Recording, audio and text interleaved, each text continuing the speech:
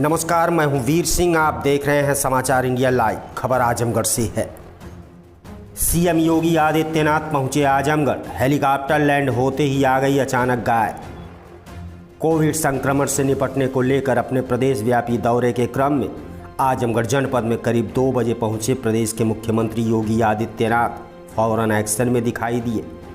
सबसे पहले police line से सीधे राजकीय बालिका इंटर कॉलेज में integrated Covid control command centre पहुंचकर व्यवस्था की जानकारी लिए।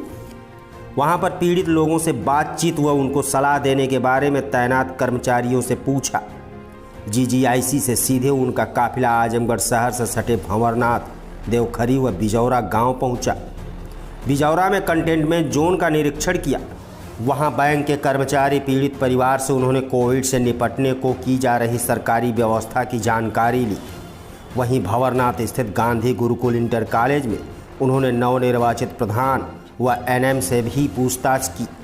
प्रधान से उन्होंने निगरानी समिति के बारे में पूछा और सरकारी सहयोग को लेकर भी बात की। सैनिटाइजेशन व जागरूकता अभियान को लेकर भी पूछताछ की। वहीं नवनिर्वाचित प्रधान रूपेश सिंह को चुनाव जीतने पर बधाई देने के साथ ही शपथ ग्रहण के बारे में भी बात की। इसके अलावा एएनएम अर्चना सिंह से उन्होंने गाँव में सर्वे, घरों में कोविड की जांच व दवा वितरण के बारे में पूछा, जिसका अर्चना सिंह ने जवाब दिया।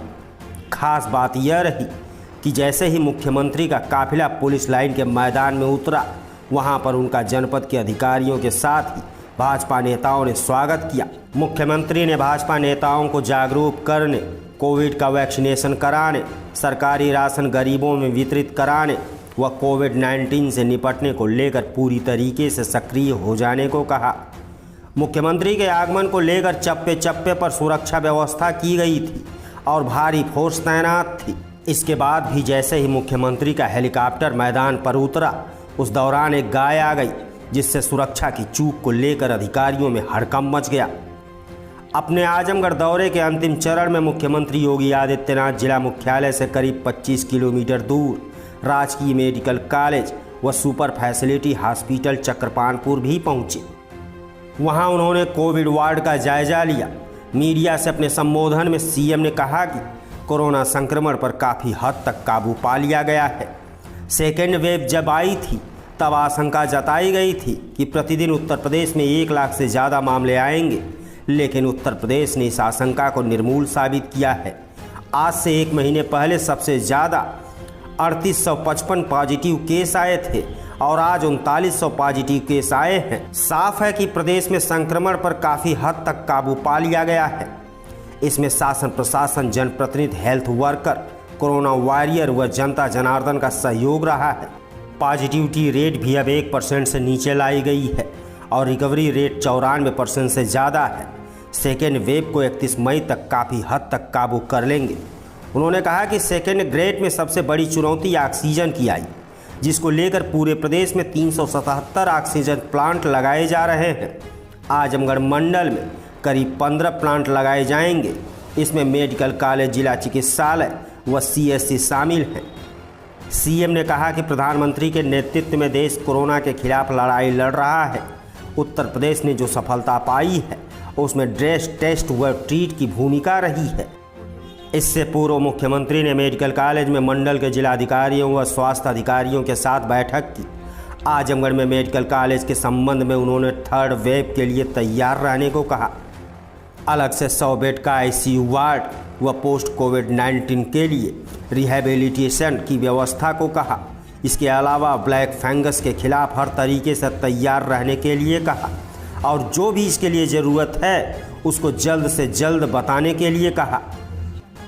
आजमगढ़ से वीडियो जर्नलिस्ट शैलेंद्र शर्मा की रिपोर्ट। समितियों ने इस सेकेंड वेव को रोकने में बहुत बड़ी भूमिका का निर्वहन किया। निगरानी समिति गांव-गांव में जाके स्क्रीनिंग करने का काम कर रही है। मेडिसिन किट का हर लक्षण युक्त व्यक्ति को मेडिसिन किट उपलब्ध करवा रही है।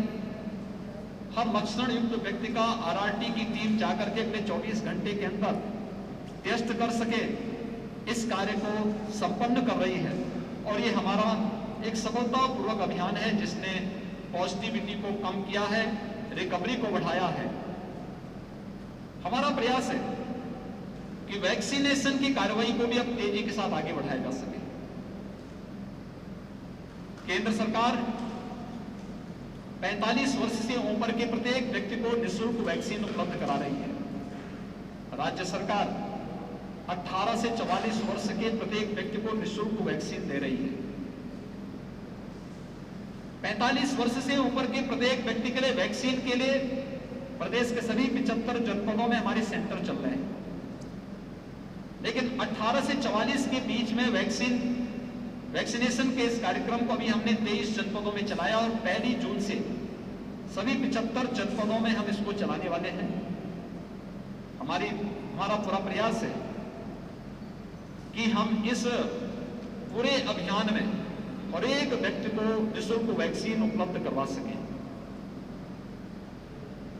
इस अभियान में हम लोग टारगेट कर रहे हैं खासतौर पर 12 वर्ष से छोटी उम्र के बच्चों के अभिभावकों, इन्हें एक सुरक्षा कवच के लिए वैक्सीन अवश्य उपलब्ध करवाई जा सके, जिससे वे अपने बच्चों को सुरक्षा कवच दे सकें। और उस दिशा में एक प्रयास प्रारंभ हो रहा है। दूसरा, हर जनपद में हम लोगों ने 1 जून के बाद से प्रारंभ किया है कि हर जनपद में न्यायिक अधिकारियों के लिए और मीडिया के लिए भी अलग से बूथ बन जाए, जहां पर वे और उनके परिवार के लोग वैक्सीन लेकर के कोरोना महामारी से बचाव के लिए अपने आप को सुरक्षित कर सकें। कोरोना के खिलाफ देश की इस लड़ाई को मजबूती के साथ आगे बढ़ाया जा रहा है। मेरी आप सबसे अपील होगी कि हम सभी लोग मिलकर के आम जन को जागरूक करें कि टेस्ट करने से न भागें, वैक्सीन लेने से भी न भागें, बीमारी को छुपाने से नहीं बल्कि उसका मुकाबला करने से ही हम विजयी हो सकते हैं। बीमारी को दबाने से नहीं, उसका उपचार करने से। इसलिए गांव-गांव में जो टीम जा रही है, उस टीम को सहयोग करें, अपना टेस्ट कराएं। सरकार मुफ्त में उपचार कर रही है। और यही नहीं, वैक्सीन को भी हम लोग वैक्सीनेशन के कार्यक्रम के साथ भी जुड़े। गांव-गांव में जन सुनवाई केंद्र जो CSC है हमारे, कॉमन सर्विस सेंटर, उन सभी को हम लोग रजिस्ट्रेशन की प्रक्रिया के साथ जोड़ रहे हैं। अपने गांव में ही आप अपना रजिस्ट्रेशन करवा करके, वह भी निःशुल्क होगा और वहीं पर वैक्सीन देने की कार्रवाई गांव में ही उन्हें बनाने की प्रक्रिया चल रही है। अगर सभी लोग वैक्सीन के दोनों डोज ले लेती हैं तो कोरोना महामारी से एक सुरक्षा कवच उन्हें प्राप्त हो जाता है। हम लोगों को इसके लिए प्रेरित कर सकें। कोरोना महामारी के खिलाफ जो सबसे बड़ा हमारा हथियार है वह मास्क है और 2 गज की दूरी है। हमें प्रत्येक व्यक्ति को कहना चाहिए, व्यापक पैमाने पर जागरूकता पैदा करनी होगी कि हाई रिस्क कैटेगरी से जुड़े हुए लोग बाहर न निकलें, वे लोग घर के अंदर रहें, जिनमें 60 साल से ऊपर के लोग, 10 वर्ष से नीचे के बच्चे, गर्भवती महिलाएं, कमजोर इम्यूनिटी से जुड़े हुए लोग, एक या एक से अधिक बीमारी से ग्रसित कोई भी व्यक्ति घर के अंदर रहें, घर में भी मास्क पहने।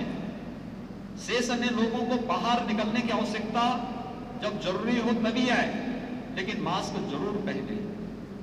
स्वच्छता, सैनिटाइजेशन पर विशेष ध्यान दें। सरकार जनता के जीवन और जीविका को बचाने के लिए पूरी प्रतिबद्धता से कार्य कर रही है।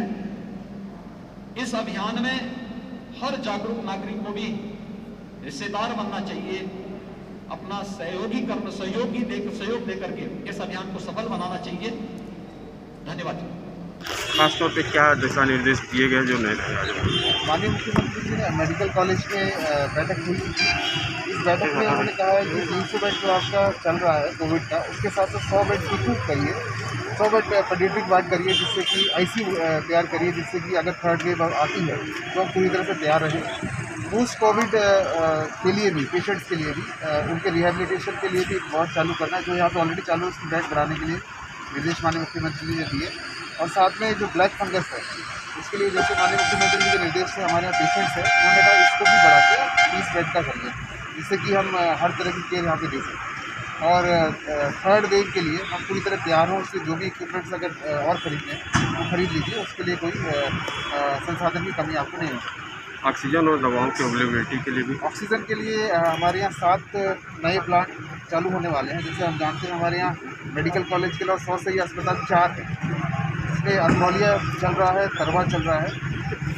लालगंज अभी 15 से 20 दिन में तैयार हो जाएगा। फूलपुरी महीने भर में तैयार हो जाएगा। कोशिश में है जल्दी तैयार हो जाए, पर हमने ऑक्सीजन प्लांट ऑलरेडी लालगंज के लिए स्वीकृत करा लिया है और उसके लगने की कार्रवाई होगी। तो अगले महीने में हमारे 300 से अस्पताल में ऑक्सीजन प्लांट लग जाएगा। और साथ में लाटघाट जो हमारे पास CHC है 50 बेड की, उसमें भी लग जाएगा।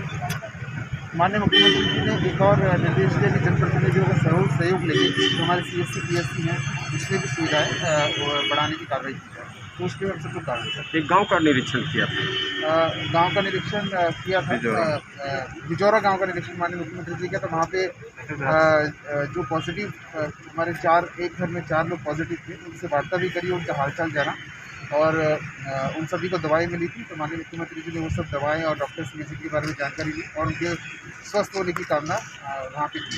उसके बाद गाँव की निगरानी समिति, जो अभी नया दायित्व निगरानी समिति को दिया गया है, उनसे वार्ता की, उनके जो उनके कर्तव्य है उनके बारे में उनको बताया और उनसे अपेक्षा की कि आप अच्छे से निर्वहन करेंगे अपने कार्यों का।